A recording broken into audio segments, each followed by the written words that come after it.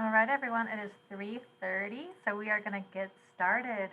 Welcome to Black Educators Speak, a critical look at equity across learning spaces.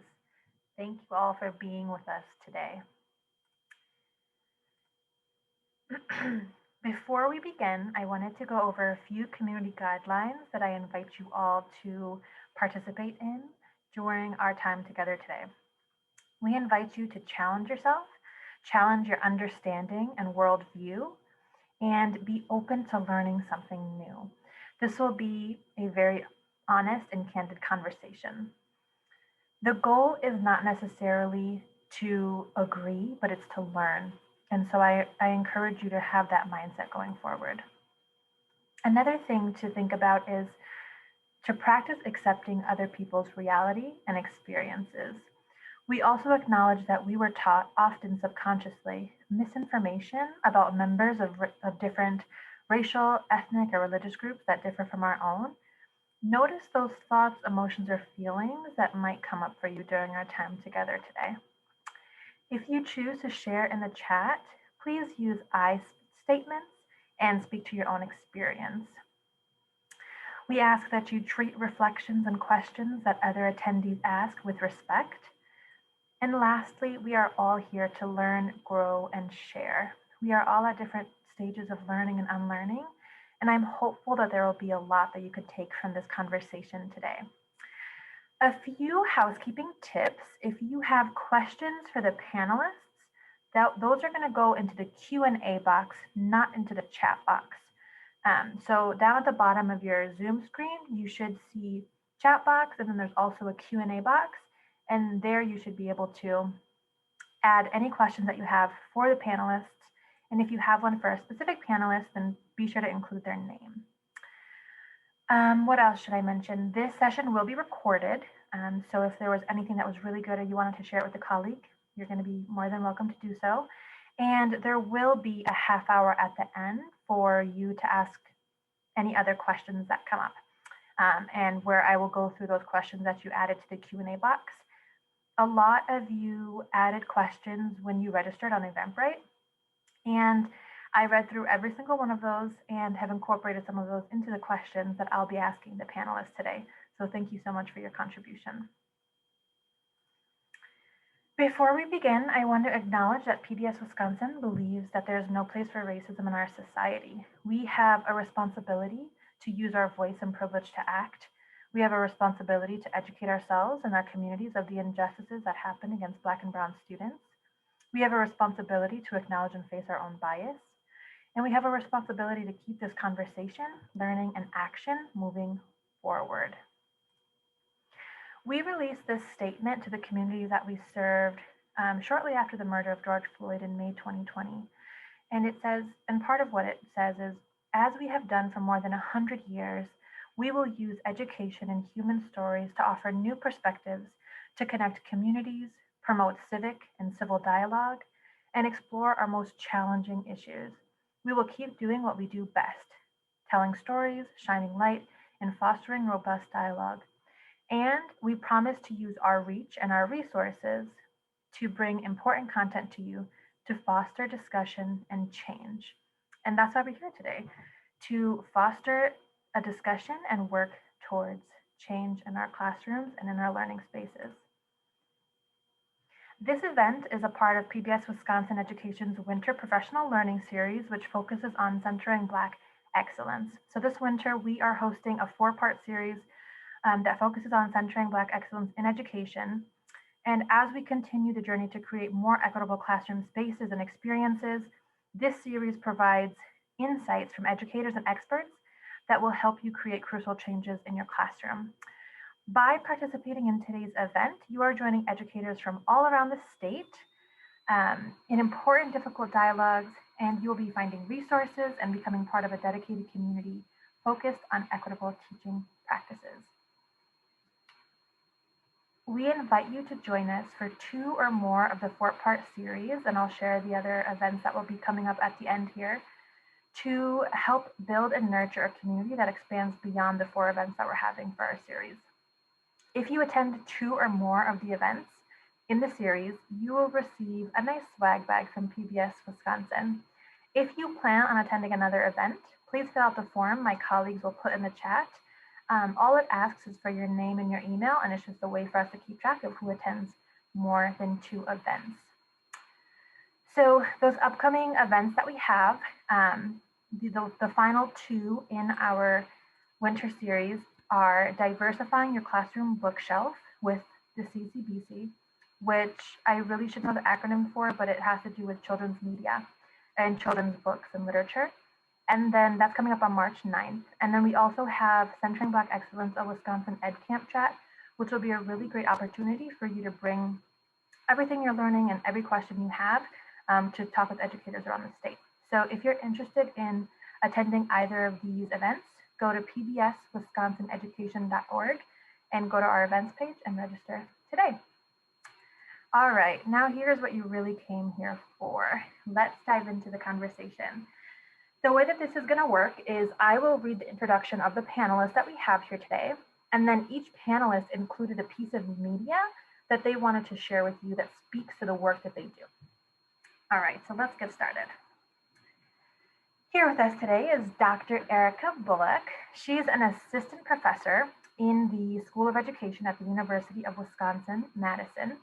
Her work spans curriculum studies, urban education, mathematics education, and STEM education. She uses theories from urban sociology, cultural studies, literary theory, and science and technology studies to look at how issues and ideologies within mathematics and STEM education grow out of historical precedents and to examine how power operates within these disciplines to create and maintain racial inequities. Dr. Bullock, why don't you take it away? You decided to share this piece of media. Hi, thank you. Thank you for the introduction, and thank you to everyone for joining us today. This was actually a hard assignment for me to think about a piece of media that represents how I think about what I do. And I chose this image, which is a open source image. I don't know the women in this photo, but I think it kind of pictures how I think about my responsibility as an educator and an education researcher, and the way that I hope that we can start to think about Black education a little bit differently. So usually I'm going to call the little girl in this photo Lauren. I'm going to name her Lauren after one of my favorite young people. And usually in Black education, we think about Lauren as the child who is sitting in front of us in our classrooms, or the child in the community center where we work, or down the street in our community. And we think about the 2 women that are with her, which we will presume to be her mother and her grandmother, as supporters of Lauren's education. And that's generally the way that we think about Black education. It makes perfect sense. But one of the things that I like to think about, because I do think about policy historically, and I also try to do that in a way that contributes to the way that we think about it toward the future. And I like to think about Lauren in the position of the grandmother. And what does it mean for us to have a consciousness as educators of the children in front of us, not just to support them to pass a test this year, or to even graduate from high school or go to college, but to support them to, when they are parents or grandparents, not have to make the same impossible education decisions for their children and their grandchildren that their parents had to make for them. So in my work, I try to think about what does it mean to actually look at that child in front of us, not as just who they are in the moment, but also to have a sense of responsibility for them across their lifespan, so that we can make changes within education, so that their life as a parent and as a grandparent is not quite as hard as their parents' life had to be with respect to choices about their education. So this is why this picture kind of frames how I think about the work that I do. Thank you so much for sharing. We're happy to have you here. Next up, we have Kaleem Kher. Kaleem is the founder and CEO of One City Schools, the operator of 2 preschools serving ages 1 through kindergarten. And actually, I think that might be up to 2nd or 3rd grade now, that are focused on getting young children ready for school success. Prior to One City, Kaleem was the president and CEO of the Urban League of Greater Madison in Madison, Wisconsin, and chair of the National Urban League's Education Committee. Prior to the Urban League, Kaleem held other executive leadership positions for Target Corporation, Fight for Children of Washington, D.C., Black Alliance for Educational Options, American Education Reform Council, Wisconsin Center for Academically Talented Youth, and the Wisconsin Department of Public Instruction. I'm very impressed by you, Kaleem, and I am also impressed by myself for not stuttering once when I read all of those accolades. Do you want to just do a short introduction to what this video is and why you chose it to share with us today? Yeah, sure. I'm a product of Madison. My family's been here since 1907, but I'm also a graduate of the University of Wisconsin. And in probably over the last 10 to 12 years of my life and career, I learned in the first part of my life that people don't just listen to reason. They don't listen to facts even. You tell them, hey, this is the issue that our kids are experiencing. It's real. You think once they learn it and understand it, they would all get behind it and, try to help. So I've been trying to find ways to be creative to get people's attention, to focus on our young people. So I happened to be out doing some filming with a person that did videography for us. And Johnny is his name. And I would just call up Johnny and say, hey, man, I got an idea. I got to get this out of my head. We're going to go to this school. We're going to go to this community. We went to New York. We went to DC. We've been to places like that. So I have a lot of videos. But I said, we were driving down the street and I said, you know what? I'm just having a thought about Camp Randall and how they celebrate our Black players on Saturdays, but do very little to ensure that Black children in this community are educated Monday through Friday. So I'm going to go there. I'm going to make a video. So I walked in and they all know me. So they were like, I said, can I get in here? I want to go on the field. They were like, yeah, sure. So it was an associate athletic director saw me walking in. So I took Johnny around just to show him the stadium, but then we went out here and we filmed this video and tried to send a message to people. All right, thank you. I don't know if you're going to show the video or not, but I am going to share it. Okay. All right.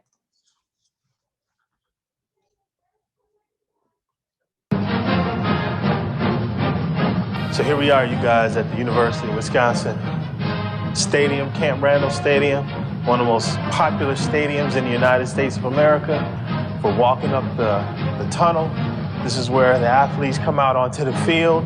You can see all these great signs: have fun, play the game. What else? Wisconsin football. And then when they come up here, they run out onto the field. Let me tell you something. It's not happening for our kids that way. It's not. And so I came here today to make a statement. I want to thank a couple of the fellas in the athletic department here, friends of mine, for just letting me in here. They know how much I love the University of Wisconsin. They know how much I love the football team. Look around us. We used to come out here when I was a young man. Would sneak out here, me and my friend Sean Caldwell. You know what I'm talking about, Sean? Kamanzi, Hadari, handful of us, we'd skip class, come down here and we could walk and sneak in that tunnel over there when there were times they'd leave the gate open, skip class, come down here and pretend like we were playing football. But guess what? None of us ever got in to see a game. But my dreams were dashed just like a lot of people when I graduated high school with a 1.56 GPA and a 17 on my ACT. Wasn't gonna get me into the University of Wisconsin. We got work to do, you guys. We got work to do in our community. I just want to stand on the 50-yard line.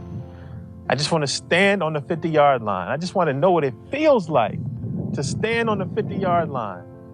Look at that. You know, when the commentator's talking on television, the TV analyst, and they're telling you about the game, player catches a pass, breaks free, 40, 50, 40, 30, 20, 10, and then the crowd erupts. And before they can even say touchdown, you hear the crowd. Imagine what that would feel like, seeing a bunch of Black children, a bunch of Latino children, some of our kids, Asian children, Southeast Asian kids in our community that struggle. Imagine what it would feel like if we could see that same thing. There's the stage over there.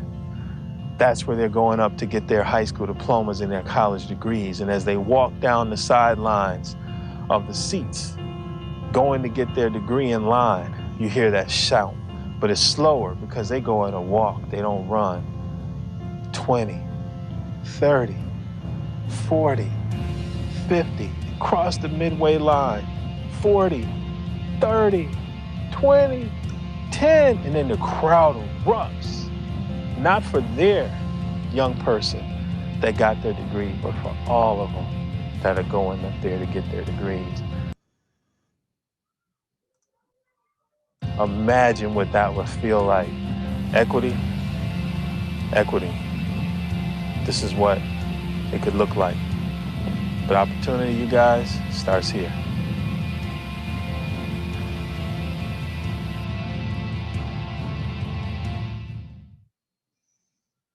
That was so great. Thank you, Kaleem. Thank you. All right, next up, we have Rochelle Stone. Rochelle has spent the past 13 years in public education, teaching a variety of grade levels with an MMSD. Currently, Rochelle works at the district level as a restorative justice coach within the Department of Student and Staff Supports. Rochelle works with elementary schools, facilitating professional staff training around restorative justice, race and equity, and leading social justice work. Outside of that work, Rochelle is a co-creator of the Black Education Network, a grassroots organization that provides a safe space for Black educators and leads work around deconstructing white supremacy within the Madison School District. We're happy to have you with us, Rochelle. She is going to be reading an excerpt from this phenomenal book that I'm currently in the middle of, called We Want to Do More Than Survive, Abolitionist Teaching and the Pursuit of Educational Freedom by Bettina Love. Rochelle, why don't you share why you chose this book and why you chose a specific excerpt, and then you can go ahead and read it, and we'll drop the link to read along in the chat. Sure, thanks so much. So I think for me, this is one of the books that I really use to ground myself when it comes to thinking about work outside of the system that we're currently in, to think about how we can really serve our Black and Brown children in a system that is currently harming them, and how can we really center Black liberation at the center of our work, which is something that I'm really strive to do in my own work right now, and then when I was a classroom teacher previously. And I think the piece that I picked today, which is a little excerpt from her chapter around mattering, around we really have to be thinking about how we authentically validate and affirm our Black and Brown children in spaces in the classroom. And oftentimes we aren't seeing that, and we need to get to that thought process around liberation in order for that to be true. So I'll just read a little bit around this piece. So if you're following along, or if you have our book, We Want to Do More Than Survive, page 7 and 8, I'll be reading a little bit around so what is mattering. So it starts off with, I am certain that dark people have never truly mattered in this country except as property and labor. However, we have mattered to our communities, to our families, and to ourselves. Our impact on this country, which is whether it is recognized or not, is where mattering rests. It is where thriving rests. Mattering is civics because it is the quest for humanity. I do not mean civics narrowly defined as voting, paying taxes, and knowing how the government works.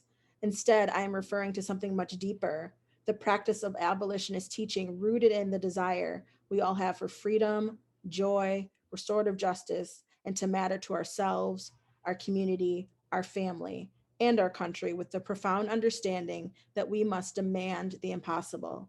By refusing injustice and the disposability of dark children.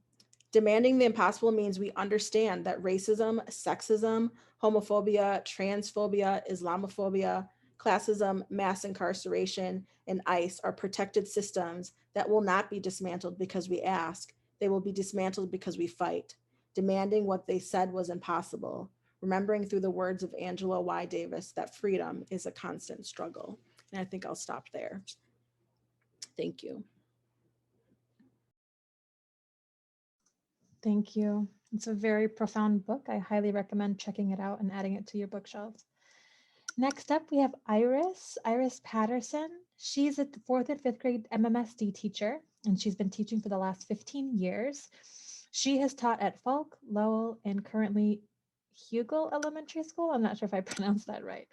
Iris has created new teaching innovations, such as the fully integrated team teaching model, and has recently branded the Kid Nation Education LLC platform, which you'll all learn about in her introduction video. Iris is currently working on a manuscript for future publication describing the Kid Nation education platform. She also created a anti-racist teaching slide deck for you all that she'll share in the chat box later, and that will also include in a post event email. So that was very kind of her. Thank you. So Iris, I'll talk a little bit about this video and then I'll have you open it up.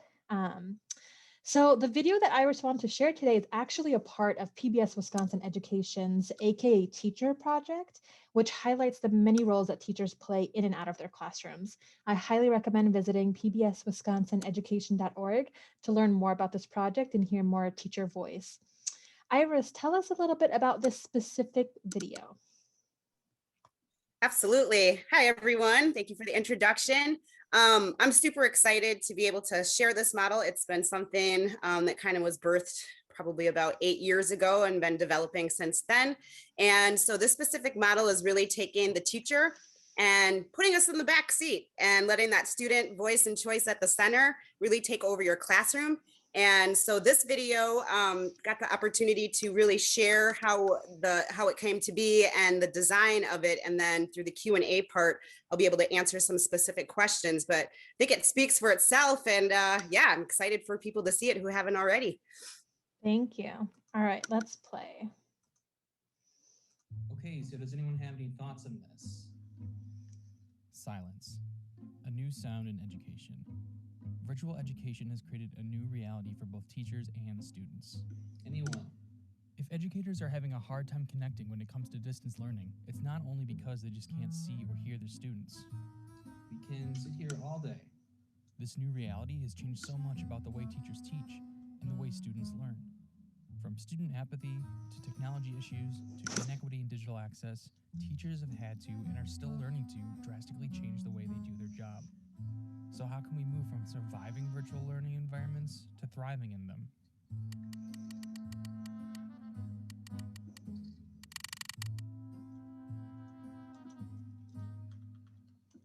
With young people, you battle with two different philosophies. One, you know, that routine and consistency relieve anxiety.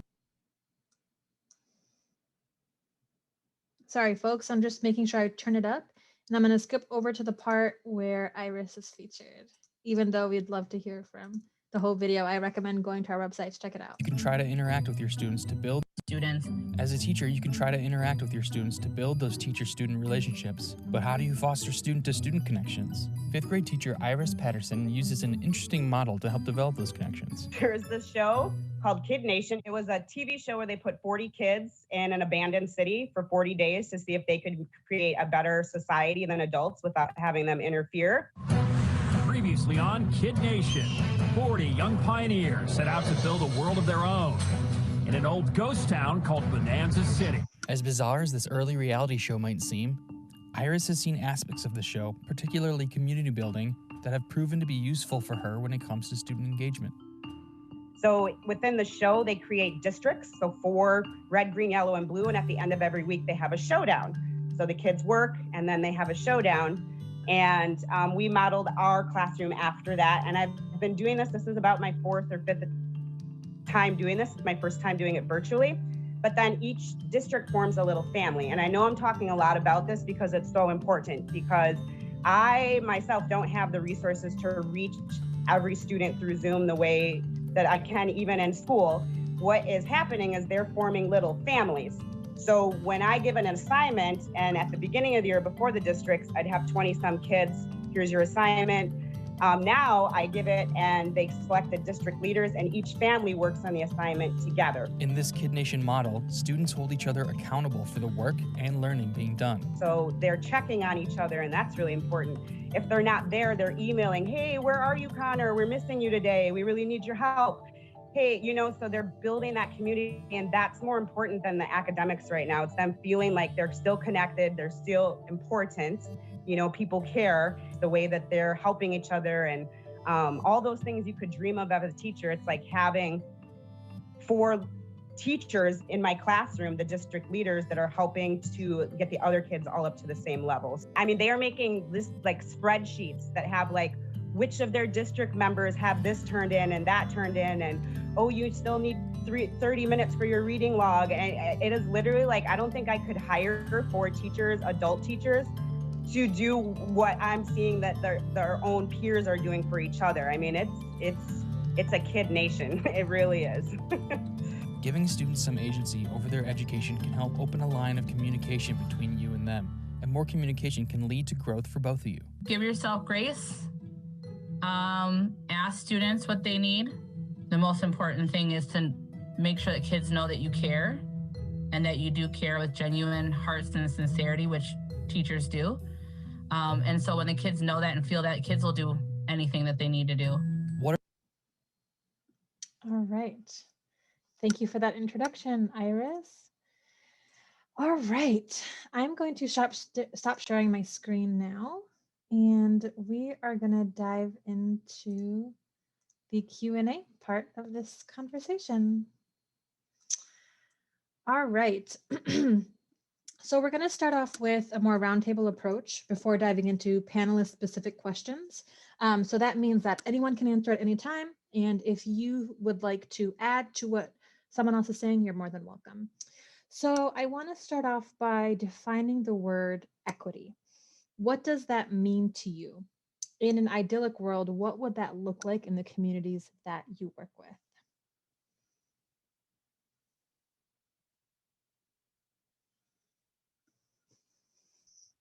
I can go first.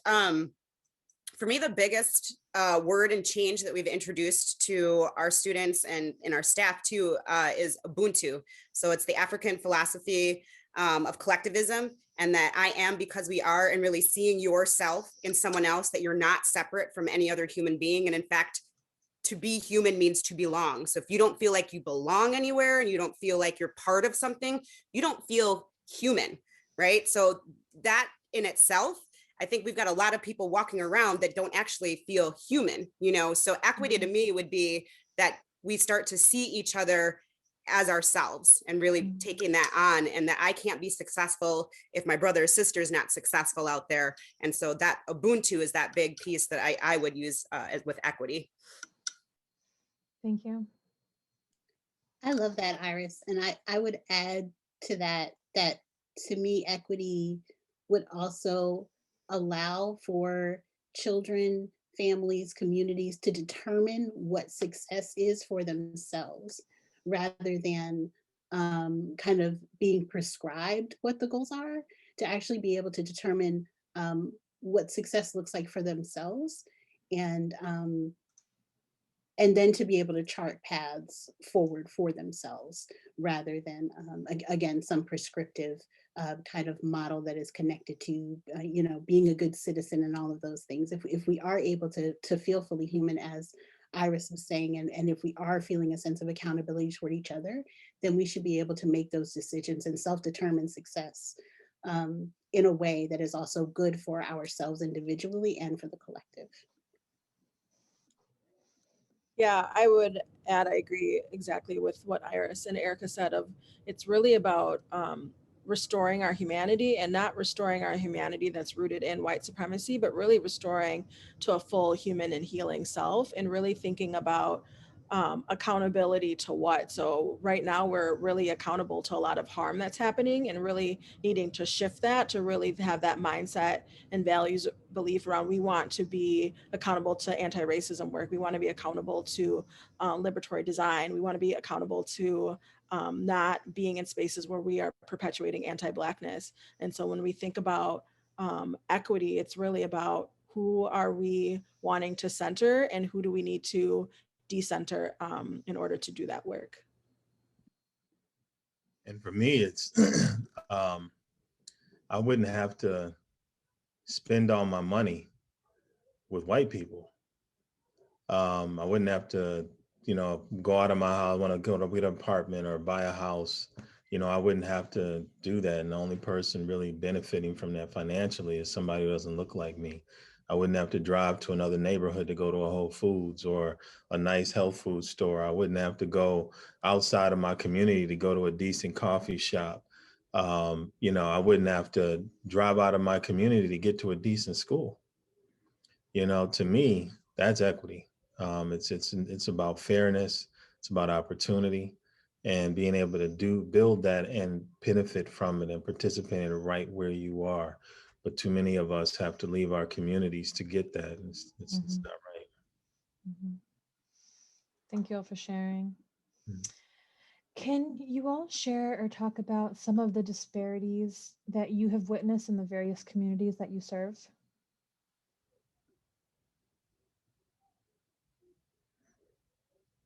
I'll start. I just said it. If I drive, I don't know if any of you have been to Madison, Wisconsin, but you drive down East Washington Avenue. I remember sitting in a meeting with a mayor and everyone's celebrating all the money that's happening and how they're just, building up East Washington Avenue.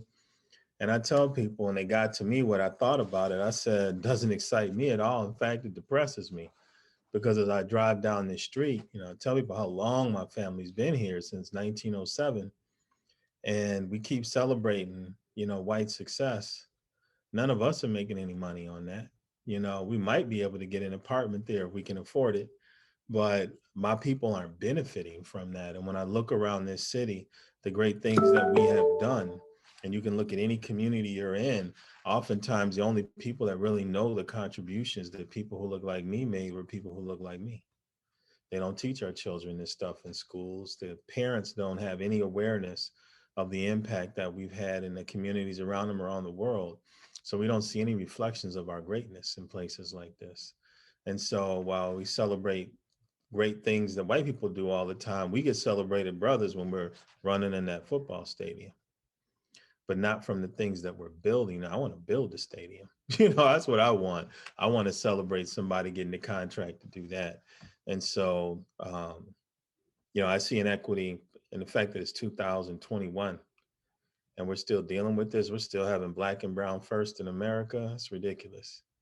So for me, my hope is that our young people, um, they act like they own this country, like it's theirs, that they belong here, but build it up and treat people better than our forefathers did with us.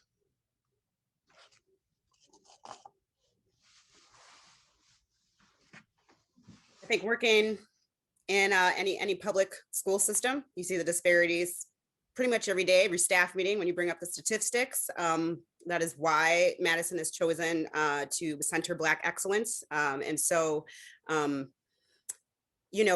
what originally drove me to teach is really thinking about the opportunities that our Black and brown students had. And when I learned, I think it may have increased, someone could check this, but I know I was at like a conference and they said that 1% of our Black students in Madison were going to college, 1%. And that wasn't that long ago. It's maybe 10 years ago. So I don't know if it's proved, but if it hasn't been that much. What kind of opportunities are we providing our kids for 1% of them to go on to the next level of education? So for me, that is the biggest disparity that we need to really continue to, work on. And watching Kaleem's video at UW-Madison, I had the opportunity to go to college and to see what that's like. And so many people that look like me aren't getting that experience from their transition from high school to working. And it was amazing to go to college. And it's so saddening to think that not everybody gets that opportunity to go. So every day that I know I go to work and people who are really focused on anti-racist teaching, it's really driving that to have those opportunities for our kids to be able to experience that side of life. So. Relatedly, I've been in Madison and in Wisconsin for 4.5 years now. And I sometimes feel like I'm in like some kind of alternate universe, because I don't understand. I grew up in a town that was 3% Black. So like I get what that's like. But I never experienced anything like what I experienced here, where, there's just this acceptance of um, generational poverty among Black people in Madison and in Wisconsin. And I mean intellectual poverty, I mean financial poverty, and it's just okay. My first year here, I read the Annie Casey Foundation's report saying that Wisconsin is the worst state in the country to be Black, whether as a child, as an adult, and nobody cares. It's like, okay, but we're liberal. And I'm like, huh? I mean, that just, it doesn't make sense to me. So it's just it's a real dystopian feeling to see all of this evidence. And it's like the worst position in every indicator. My family's from Mississippi, and I'm like, y'all can't talk about Mississippi ever. I mean, ever. You know, people talk about Mississippi as kind of the, you know, the butt of every joke, but I'm like, to me, Wisconsin is. As particularly as it relates to Black children, being Black, period, and Black education particularly, that disconnect boggles my mind. So I don't know that it's a disparity, but it's just this this dissonance that exists that I think allows all of these things to just continue, and nobody really, like, there's no sense of urgency at all. Yeah, I would argue that to me, it's not a disparity as much as it's a hoarding of white wealth and resources. And that white people and white institutions and white communities know very well what the disparity or what the inequities are that are rooted in racism. And there's a lack of caring because they know at the end of the day, that's going to disrupt their lifestyle. And to really be truly have a reckoning with what you do with your white power and your white culture, it means that you will have to give up your hoarding of resources and your hoarding of wealth. And Madison, I don't think will ever be there. Will ever be there. And I think what's also pretty problematic here is then you have organizations of color who are then fighting over the scraps, right? And so then we are having this like internal battle of what do we do with the little that we have? And we're doing the best, right? Because we know that we love our Black and brown babies, but it's outside of this like culture of whiteness. And I agree, like Madison is like nothing else I've ever seen. And I've been here since I graduated college here. And it's nothing, it is, you described it perfectly, as a dystopian sort of society. If I could add, Mona, one of the things that's interesting is that I actually think Black people have been conditioned also here, having grown up here, having been through the generations here. My grandmother's generation, they fought for us. They created opportunities for us. There was more going on for us back in the 70s and 80s in this city than there is now. And I look at my generation, not that we're a failure, but like my parents' generation, my generation, it's like we've gotten so caught up in our own stuff and what we need. You know, Madison's good to hire a Black person and put them in the position to hopefully help those Black people. But then the rest of us are sitting there like, you hired the wrong Black person. And we're suffering more than we were suffering with the white person that we had, because there is no drive by a lot of our people to change. Like, it boggles my mind that we have these issues that Erica and Iris and Rachel have talked about, but we still have them. Like, I was raised like my grandfather, they're like, nobody determines your future. Like, nobody can stop you from doing what it is that you feel is important. You can stop you.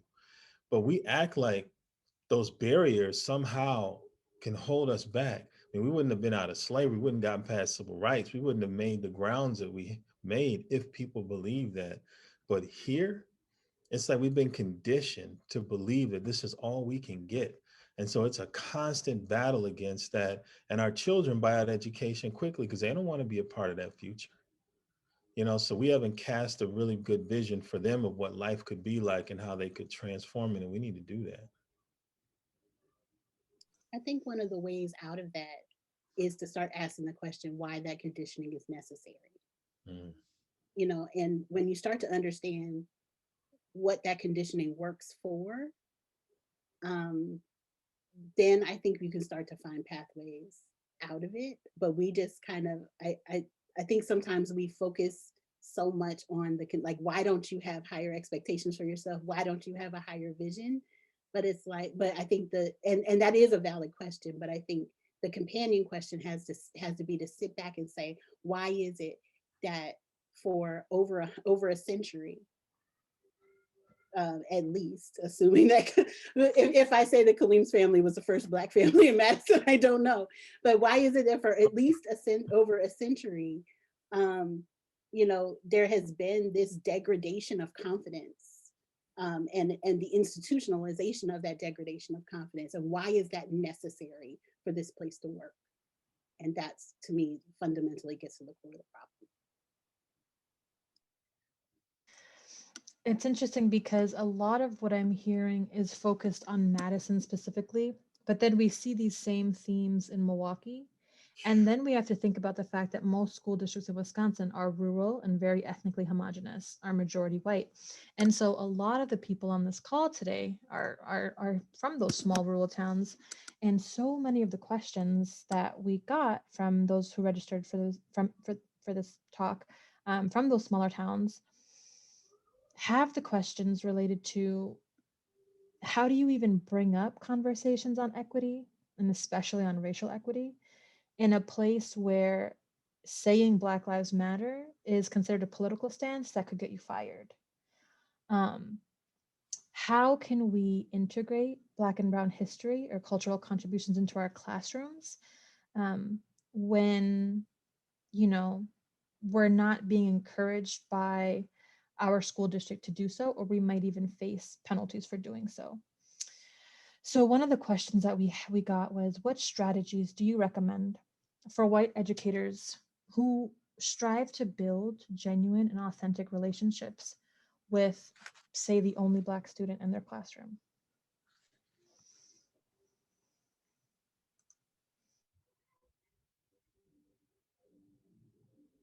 I was going to comment on something related to that may get at this, but when people refer to the siege of the Capitol, in the nation's capital, I worked in DC for 10 years, deep in politics. I'm the one who commissioned a nation study on high school graduation, which is why we even talk about graduation rates.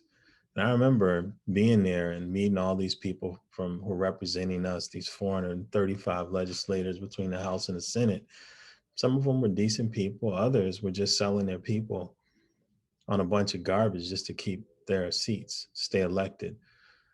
So for me, people in rural areas, I have a different view because I worked at the Department of Public Instruction in the late 90s. And when I traveled to places like Barron, Wisconsin, where you have the Jerome turkey plant, and talked to some kids, and the teacher from Milwaukee, a white female teacher, ran out of the room and saw me and, please, could you come in my room afterwards? And said she was from Milwaukee, but her husband was from that area. And the kids had never seen a Black person like me before. And so I went in and talked to them, and these kids, she told me the kid who was a valedictorian of the class had a 4.3 GPA because she was taking AP classes, had a weighted GPA. And I asked them, I said, so where are you going to school? And what were their aspirations? And when I started to listen to these kids talk about their aspirations, and she said her aspiration was go to Winona State. And I said, why Winona State? And she said, they let me in. I said, well, why not Stanford? Why not Harvard? Why not UW? She said, I would never get in there. And when I was listening to these children, if they were to paint them all Black, they would sound like the kids I speak to in our neighborhoods. They grew up without a lot of resources. Their parents didn't have a lot of education. We make the assumption that they're better off than we are. Now, in this society, they're not treated as poorly as we are. They can move more freely. They don't have to worry about the police stopping them at night. But their resources were limited. And what we've seen in rural America, if you read books like Richard Longworth's book, Caught in the Middle, things like that, the Hillbilly Elegy, people have talked about that as a movie now. You get to see what white poverty looks like, and it has always looked like in some of these communities. And there was a time where, like, Democratic Party people felt like they were the party of the working class. And now those people have flipped because they're losing jobs. They can't put food on the table. They look stressed and depressed because they don't have opportunity. But then we have our people, our Democrats, tell Black people in the neighborhoods and Latinos that these racist white people outstate, they don't believe in you, they don't want to support you. And the white people out there hear the same crap from their people. We're sucking up all the resources. We're lazy. We're both victims of the same BS. Some of us have this legacy that America has not dealt with, and they need to, this legacy of disenfranchisement that white people don't understand. But until we come to understand our human condition is somewhat similar, and we can see each other for who we really are and how we're experiencing this country together, we're never going to get beyond that. So one of the things white people can do is learn about your own condition. Look at the people in your own community that are struggling. Get a sense to understand what they're dealing with, because white people are one thing. If we got money, they don't even look at poor white people who don't have money. They'll shun their family members who don't represent the best of their families. I've seen it. I've talked to people about it. Get good at reaching your own people and understanding them. And then through that process, hopefully being able to see a little bit more about who we are too. So treat your own people better first, you know, and then come to my neighborhood and try to work with us. So to me, it's like, you got to know who you are before you can understand who someone else is. And so we want people to teach their kids about that, but a lot of these kids aren't ready for it. The adults aren't ready for it. So I really think it starts with understanding who they are first.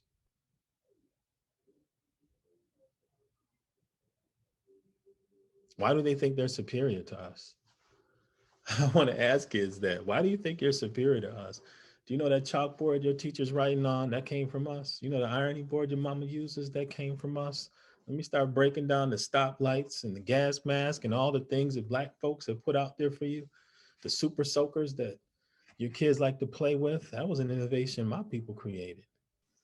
I think that's the problem, Kaleem, is that that type of education and awareness of Black contributions isn't mainstream. And like you mentioned, when you went to Barron, I'm not sure however long ago that was, but 20 years. yeah, being the only Black person in that community, right? How would someone know how to interact when that kind of information and cultural awareness is not encouraged at all in the classroom, right? Schools are where we go to learn. And so what are students supposed to do when teachers and administrators aren't being encouraged to teach the truth? But I think there's a lot of hurdles too. I mean, one thing that really stands out for a child is when they go to school and all of the educators are white. Even when you're saying you can be anything you want, when you step into that classroom and you are into the school and you see that every teacher is white, what does a little kid think? That, oh, teachers are white. Why aren't Black people teachers? You know, they really look up to their teachers. And so it starts right away. You don't have to say anything. They just see that, right? So how do you get out of that? And then furthermore, you know, I was just at an Unbound Ed conference, and in children's books, you see animals as the main character almost 3 times more than a Black student sees themselves in a book. And when you're a Black child and you're reading and the things you're watching and incorporating aren't focused on your culture, you don't feel like you're, again, that Ubuntu, you don't feel like you're part of this thing that you're being forced into. And if I can share an image real quick, if you don't mind. And this is the CCBC that you also brought up. This was an image created by them. Can everybody see that? So you can see here that 1% of American Indian kids, when they're going to school, they see 1% of themselves represented in the books that they read. Latinx, 5%, Asian Pacific Islander, Asian Pacific, 7%, African American, 10%. And then animals, like I said, they see animals as the main character. And then whites, though, 50%, right? So you see yourself reflected. And when you see yourself, anytime that you see somebody that looks like you in a book, that's when you get excited. So think how much more excitement and positivity and, you know, neurologically, your brain is getting excited and making these connections. Well, what about this kid over here, right? They're not getting that. So like your brain is actually not going to develop in the right ways. And also in the conference, and could be a little bit, I feel like this is the right place to share it, that they did a lot of tests, thousands of tests, right? And they went to Africa and they saw that African babies were developmentally could do all of these tasks like object permanence and going to retrieve and walking at like 7 months. And their white counterparts, when they did that in the United States, it was like 15 months, right? They were like almost doubling these rates. So cognitively, you would expect right? That when these kids are going up, that they were more advanced, and these are thousands of tests. They did the same test with African-American children, found the same thing. So why is it then that we're seeing all these disparities? Well, they said, well, what happens? When does that start to switch? It's about 5 years old. So then what happens about 5 years old? Oh, they go to school, right? They go to school and then they don't see themselves. And then that's when that process starts switching. And that's why it's so important that teachers realize the impact that they're having. So I don't mean that to those studies to be like, Black race is superior, whatever, that doesn't matter. But that point, right, of why, that's a fact. So what's going on in school? So I'll end it there and let somebody else jump in.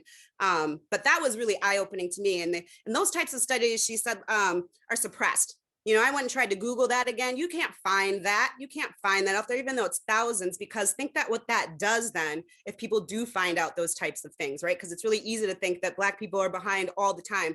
Just the opposite. So just sit with that for a minute.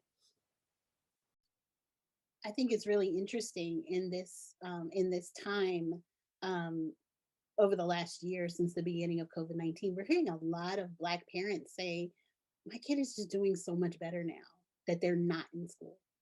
And I think that really connects to what you're saying, Iris, is that being away from the school environment has had a really positive effect on a lot of Black children. And we have to think about that. Now, there's a whole lot of things that we can talk about related to, you know, is it best to be in school and out of school and all of those things. But I don't think that we can deny that there are parents who are reporting lower levels of anxiety among their children, parents of children with disabilities, children with autism who were not verbal, who are verbal at home, because they just, you have to, there's something about the school that is holding these children back in some way. And I think we're seeing that really clearly right now. And thankfully, there's a lot of effort among people like me and my colleagues to actually really look at those things and start to think about, okay, what is it that when you take the school, the school building, the school formal environment away, you rearrange the interaction that the child has with teachers, with classmates, and things like that. With some children, particularly, and I'm thinking about Black children particularly, you're actually seeing a lot of really positive things coming out of that for them, and we have to interrogate that. I think it's a really important point, and we're in this moment. We're poised to actually interrogate that before we start rushing right back into school as normal, and then potentially destroying whatever positivity has come out of this moment. Mm-hmm. I want to expand on what you were. Oh, go ahead. Go ahead, Iris. Oh, I was just going to say, and I believe this, I hope I am not like crossing any public, like, so that Unbound Ed, somebody asked in the chat, like, can you find that study? They said we can share it for 2 weeks with our colleagues. And I'm assuming everybody on here are our colleagues, are Wisconsin teachers, but Lisa Delpit is the one that brought that study up. And I just put that in the chat. It actually expires today because we only got 2 weeks. So if you want to watch her talk about that, Lisa Delpit, you want to click that link and save it in your tab and watch that tonight. And then I think tomorrow you won't be able to see it because this is the last day. It's been 2 weeks. So thank you for sharing that. Going back to what you were just talking about, Erica, we hope to see schools as places that are empowering young students' voices, social mobility, and citizenry. But for most Black, Indigenous, and other POC students, we know that schools exist as places of racial suffering, which was coined by educational researcher Michael Dumas. In what ways can education be a system that causes harm and racial suffering for non-white students? I like how you're kind of like, in what way is it not? Are you asking me that directly? Sure. Sure. Yeah, I'm like, how does it not cause harm? I think so I think we have to look at harm in multiple ways. So there's like the direct harm that is really obvious for us to see in interactions with teachers, with staff, with other students. Any interaction that is somehow less than honorable of that person. So there's that kind of direct harm. There's also things that we see, curriculum issues like the things that we saw in Sun Prairie recently, with just poor curricular choices, and in terms of activities, um, lack of teacher experience or expertise related to particular topics, especially, that often causes those poor choices, lack of resources. All of those things are kind of direct harms. But then we have what we call psychic harm, which are the harms that are just those. Everybody likes to use the word microaggression. We can go there, but the things that just there are people who talk about microaggressions as death by 1,000 cuts. The idea that there are the things that just cut at you, cut at your confidence. Standardization, I believe, is a source of psychic harm. Lack of potential for creativity. The presence of police in schools is a cause of psychic harm. And just the prison-like environments of schools. And now when you hear people talk about what school return is going to look like, when you have children who are sitting 8 feet apart with partitions around them, like, is that not a prison? I mean, we're really creating a serious prison-like environment, and we can't act like, in the name of health and safety, that visual and the experience of being in that kind of space doesn't have some type of effect. And then, as I was saying from my picture, there's also generational harm. When we're focusing on getting out of a grade, getting out of high school, maybe going to college, and we keep that immediate focus and we lose sight of our commitment to a generation that follows, we keep the cycle going. So we're also perpetuating the generational harms through schools. And so I don't know. Yeah, I'm like, where don't they do harm, really? Does anyone else want to touch on that? Yeah, I would agree. And I think I would also add too that it's the educational system's reluctance, or even sort of trying to not really reckon with the fact that there is so much harm and racism currently now in schools, and has always been in schools and will continue to be in schools until we really start to look at systems and also really think about the people within those systems, right? So like, I can shout my anti-racism from the rooftop, I can say I read this book, I went to this podcast, whatever, but when you're practicing a classroom or an interaction with families or an interaction with the community that you're serving is problematic, then it doesn't matter how many books or how many podcasts you've listened to, right? You're still being harmful. And I think especially for people who are wondering, well, how do I enter into this? Well, your hesitancy is killing us. And I think that is the thing we really have to think about, is that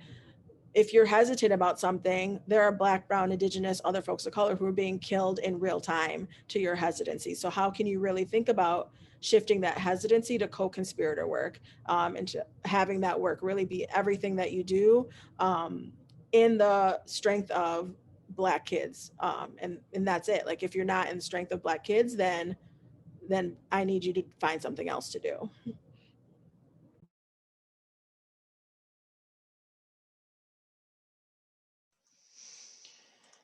Rochelle, a lot of the work that you do has to do with MMSD's racial equity design team. And I'm really curious about, what are some of the most common challenges that you find when it comes to confronting racism in schools?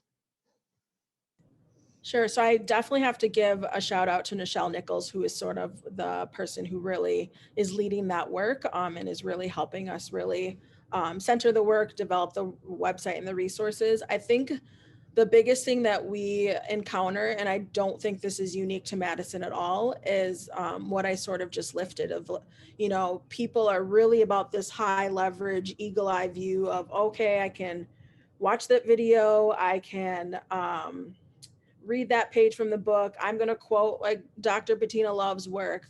But when I'm going and teaching in front of students, and my practices are being challenged, or my relationship with students are being challenged, or the way that I'm talking to a certain family versus another family is being challenged, then people really start to internalize it and not really think about it as, I have to change because I am part of this system. My mindset and beliefs and values have to shift because I am part of the system. And I am too, right? There are pieces of myself that have harmed kids, that have talked to families probably not in the most appropriate way. And it's that reflection piece of, okay, I did that harm, and now how am I going to heal and how am I going to do better the next time? And I think there's this sort of wall that gets really built up of people get in their feelings a lot. People don't really want to think about what it means when I say I have to be in right relationship with Black and Brown students in order to teach Black and Brown students in a really authentic way.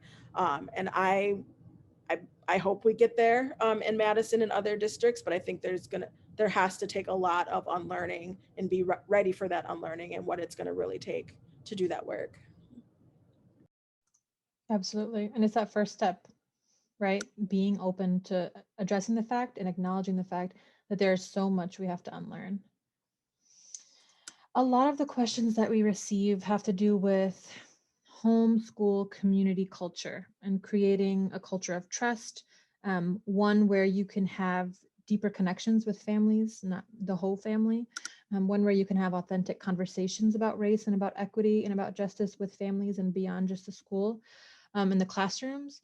And Kaleem, I know that your approach with One City is deeply community-based and there's a lot of priority on families. Can you speak to that a little bit and discuss a bit about how the community focus shows up in your approach to educating learners? Yeah, sure. We believe so goes the family, so goes the child. If the family's not healthy or well, the children most likely won't be either. And if they have parents who don't see a future for themselves, it's hard for them to see a future for their children. And so a lot of the challenges we often see with children in schools, if you look at the family, there's some stress that family often, not always, but often is dealing with. Sometimes it's just endemic to the child, but mostly, kids wear their experiences in the world wherever they go. And when they show up at our doorstep, I heard some crying when we started our session here. And one of those kids who's always crying has a sister at home who beats up on him. And, he's in a house of young women. He's got a mother, father not present, no other males in his life but here. And so as a young boy, he feels diminished by that, right? Not because of his gender, he's not there yet, but just they're girls, I'm a boy, and these are my sisters, and they keep beating up on me. And so his self-esteem about who he is being challenged. He doesn't feel smart, doesn't feel capable, and the mom's overwhelmed. And so no dad there, and that particular father should be there, so I mean there's no reason why he's not there other than he's not mature. And so for us, like, if we don't get involved with the family, whether you have a situation like that or we have another mom who was homeless because she was getting beat up and she decided to do the right thing, leave the house, go to the shelter, but now I'm homeless, I got to figure out what I'm going to do with myself. If I got my children and I'm 100% committed to them, I feel it's our responsibility to help. My aunt raised me. I wasn't raised by my mother or father. And so I tell people, they're like, Kaleem, you're such a gift. I'm like, yeah, I'm a gift to 10,000 hands. Because I could tell you, and from the first day of my life until now, I could just tell you the numbers of people who have helped me even to this day. You, Mona, you worked here for a little while to help me get to where I am at this moment. I count everybody.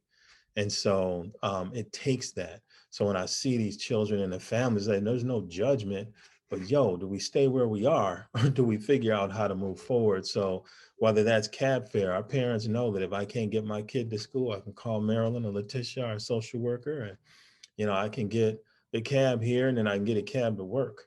We raise money for stuff like that. If they need food, we have an executive chef and a sous chef that cook for our kids every day. We can send food home with them too. We've had people that are applying for jobs that put us down as a reference. We know you.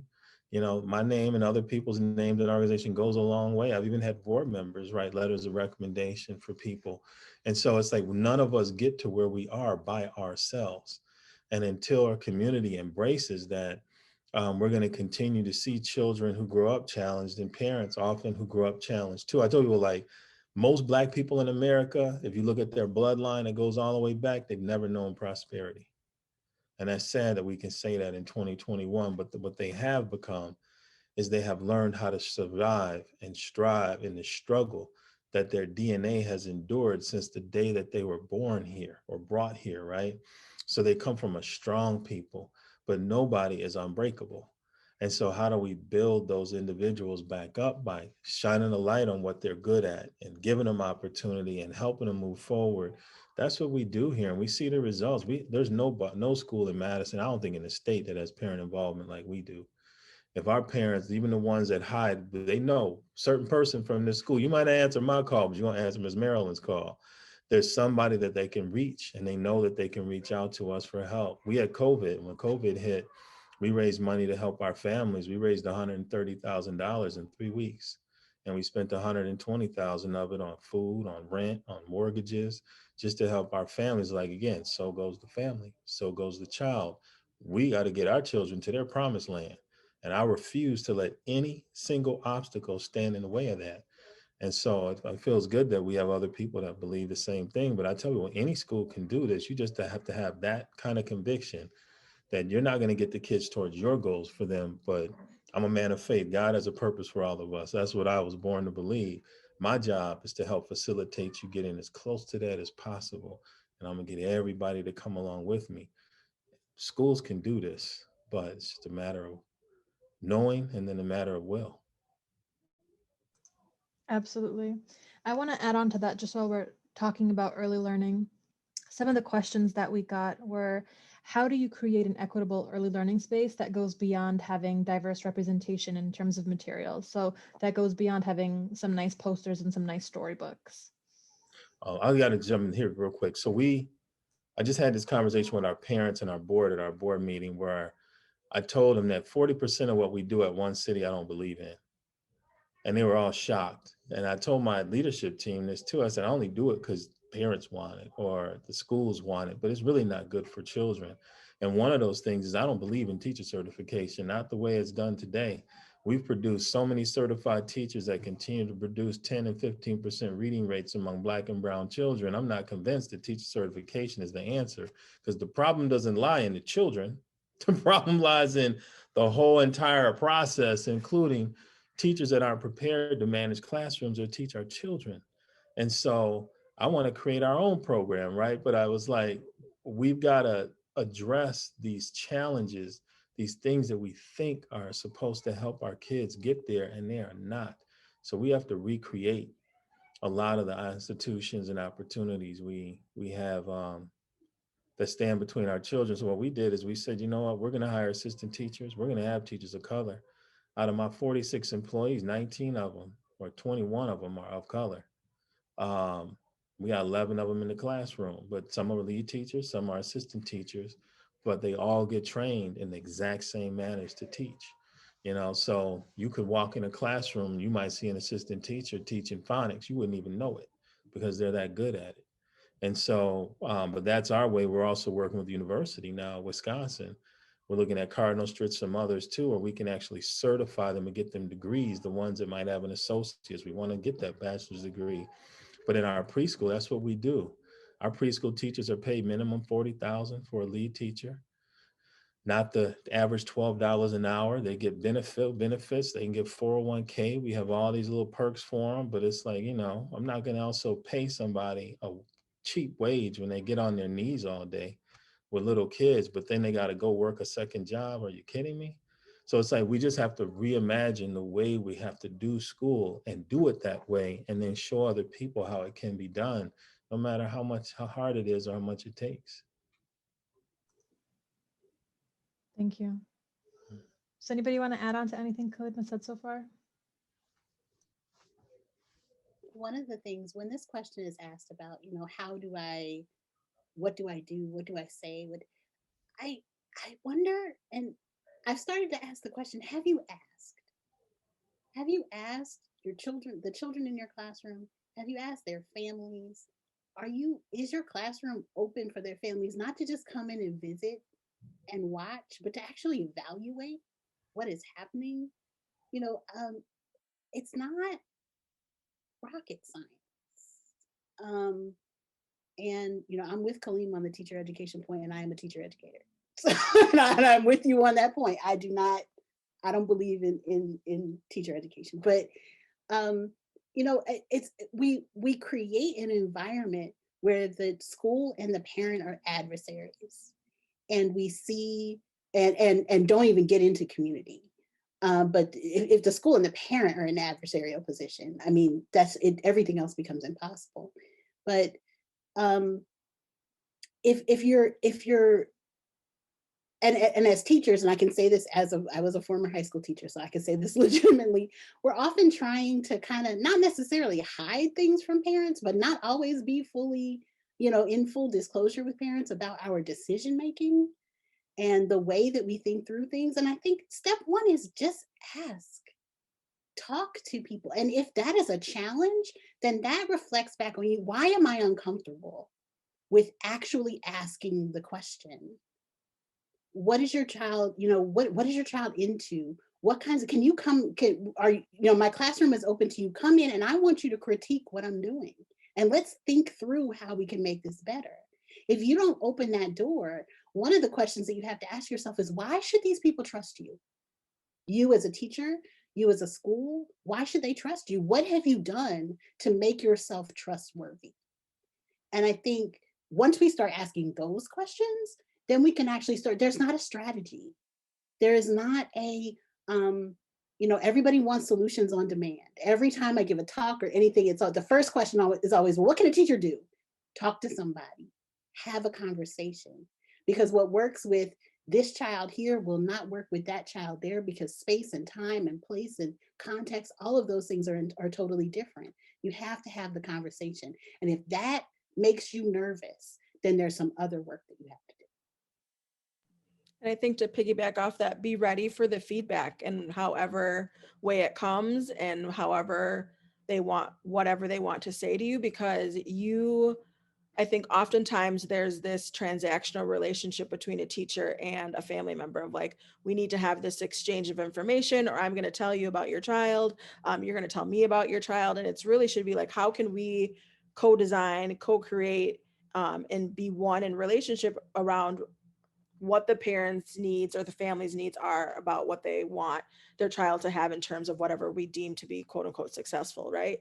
And I also think too, and I think about Hegel and other elementary schools in Madison that have really intentional spaces for their families of color to plan and to navigate and to really think about what are the needs that I need for my child in that teacher's classroom. And if my child isn't getting that, what avenues and what advocacy work can I do? And just having spaces of just healing and being together and sharing information. I think that's also really powerful and helpful. And I think schools have to be ready for that work. And I agree. It's not where it's like, let me give you the tools, because that's rooted in white supremacy, right? It's like, how can I actually be in a really authentic relationship with families and students that we're serving? Yeah, I think what Erica and Rochelle said too, like our school and especially our principal opened up with a really important point where she recognized when a Black man walked in, she got scared, right? And that kind of, she had to look at that. It was her school and walked through the door, and her first reaction was, she was by herself, was not, right? Whereas if a white woman walked in, oh, hi, right? So I think that part is something to start with, like they're saying. And then if you're recognizing that, or how do your conferences go? Are you very like cheerful and playful, or are you very serious when a Black parent is because you're uncomfortable yourself? Just, noticing that, and that's okay.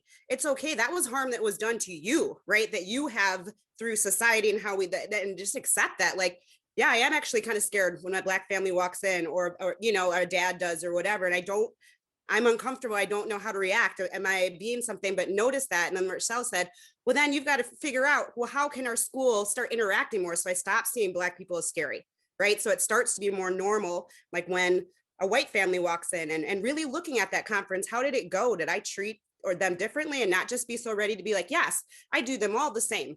I don't know. If somebody was watching you, maybe they would have something to say about that, and just noticing. So so that would be my piece. Absolutely. And it goes back to that first essential piece, being willing to acknowledge that there is so much unlearning that needs to happen. If your automatic guard is to put up these walls and say, I treat everyone the same, that just shows a lack of self-awareness, in my opinion. So I'm realizing we only have 15 minutes left, and I can't be selfish with you all. I have pages of questions still, but I guess I can share you with the hundreds of other people who tuned in today. So I'm gonna take some questions from our attendees, and I also want to note to the attendees, if you are adding comments to the chat box, when it says at the bottom 2, you can select all panelists, or you can select all panelists and attendees if you want everyone to be able to see. Because I notice a lot of people are adding really good comments and only the panelists can see them. And if you have any questions that you'd like to ask the panelists, feel free to put them in the Q&A. I'm going to start asking some of the ones that I see here. All right, what do you wish your white teachers had known or done differently?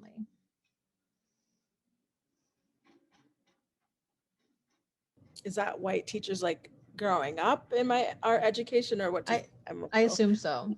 Okay. Well, let's take it twofold. You can either answer it, what do you wish your white teachers did differently when you were growing up? Or for those of you who are in the classroom, what do you want to see from your white allies? How can white teachers support Black educators in the schools? I think for me, growing up, because I did grow up in a predominantly white,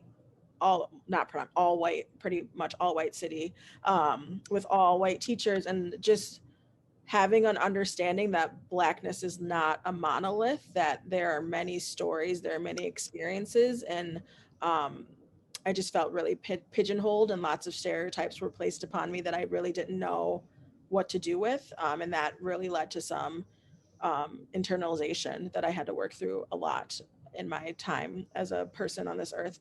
And then I think for white teachers currently is do the work. Like, don't look to your Black and brown staff to like help you do the work. Like, you have to authentically do the work. You have to be ready to do the work.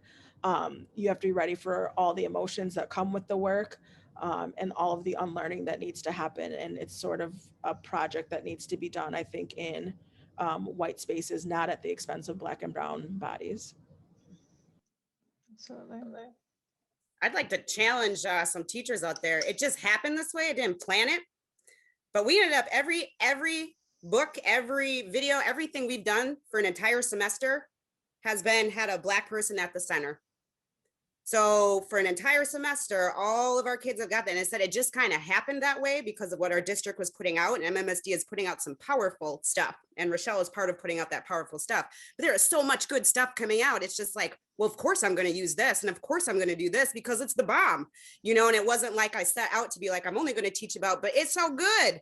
So that would be one thing. Like, could you see yourself for an entire semester be okay if all your kids saw? Because probably nobody would question if it's the other way. If you use all whites and you threw in a couple, you'd be like, right? But could you do that? Would you feel upset? Would you feel like I shouldn't do that? But so that would be my challenge. Try a semester where you just focused on all your heroes and all the things that you did. Focus on having Black people at the center. Worked for us. Mm-hmm.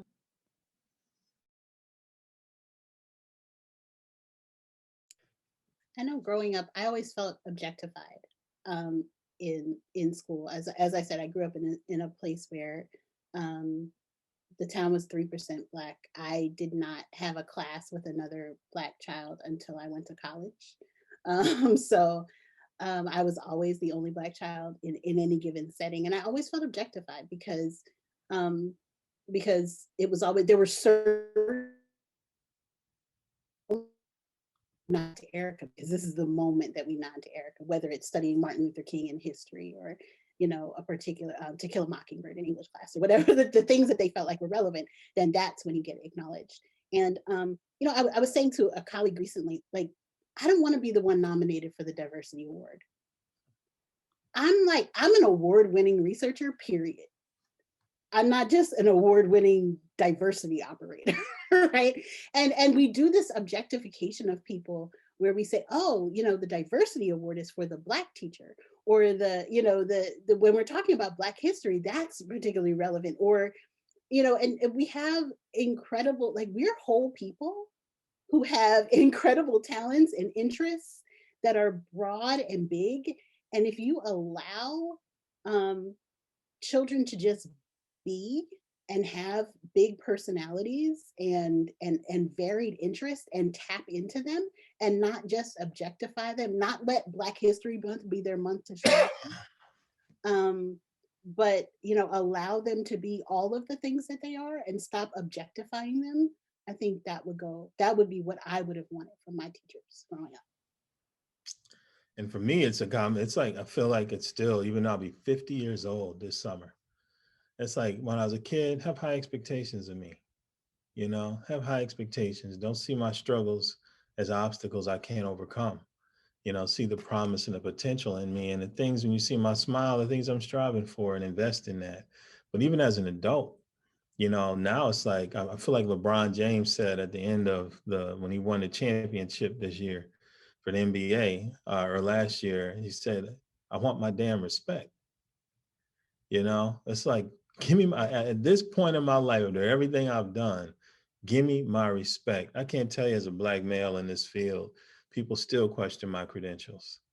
I told you, high school graduation rates, we wouldn't have had the billions of dollars have been poured into high school education because of that, and education in general. It got embedded in No Child Left Behind. Sat on the panel that advised U.S. Congress for that. I was the only brother there. That was 2002 to 2007. Obama appointed me after that to his Race to the Top initiative, or his team did. And so I'm sitting here like, I could go on and on and on, all the revolutionary changes happening in Washington, D.C. I was the one leading the ground of that work, the 3-sector initiative. It's why all that money, $980 million, has been invested in D.C. because of the work I did. But still, at 49 years old, I get people who question my credentials to be here. I've helped hundreds of Black and brown children personally move forward, and still have connections with many of them, but they still question my credentials to be here. And I crack up when I look at white folks question my credentials. I never get it from anybody else but white people. And honestly, it's usually white women. They will question my credentials to be here because I don't have the appropriate certification in that field, or I don't have the degree from a particular university. I don't know what it is, but I'm tired of people undermining all the work that I've done with that mess about whether or not I deserve to be here. At 49 years old, I'm not going anywhere. Get on the bus. I'm at that time where I'm starting to take the journey into having a lot more, sharing more wisdom. Get on the bus and start to learn something, but stop questioning our credentials to be here. Thank you. For these last few questions, I'm just going to ask that we give shorter responses just so that we can, answer more questions. We have a question from Keisha King, and she says, I am the first Black teacher here in the Platteville School District, and recently we have been tackling teaching the truth about our past. However, there have been some concerns from other teachers about what the parents will think about how we change what we teach and getting the parents' approval about teaching the truth about racism in the US history. My theory is that I was never asked to be taught the lies. Why do I have to ask permission to teach the truth? I'm curious about your perspectives. So maybe just a really quick response to Keisha's question. You don't have to be asked, do it.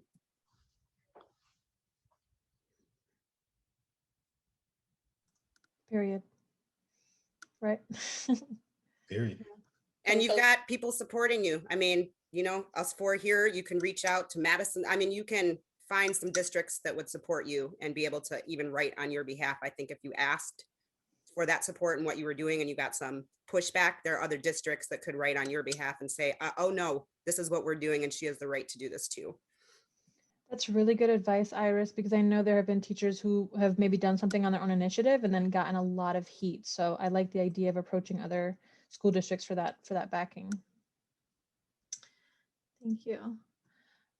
Let's see. A lot of people are asking questions about specific tools and resources to be used in the classroom. Rather than answering that question live, I'm going to ask that you all send me some via email, and we can include them in a folder that we can share out to everyone who registered. I think that would be the most helpful. Mm-hmm. All right, another question from Debbie Schmidt. She says, I've taken the Justified Anger class. How do I help the 5% minority students have a sense of belonging in a small rural middle high school outside of Madison without being a white savior? Our student population is so small, 200 in grades 9 through 12. I don't think a BSU would have enough membership. We have an equity group to encompass various types of inequity and provide allyship.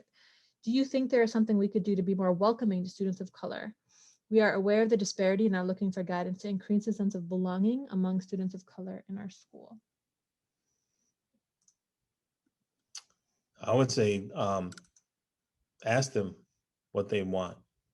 You know, they're fourth grade, third, fourth, fifth grade or above. Those kids are very good at those ages of saying how we'd like to be included, what we'd like to do, what we'd like to engage in. And for little kids, it's about being included. They're not really on a racial thing like the rest of us are as we grow up in this mess.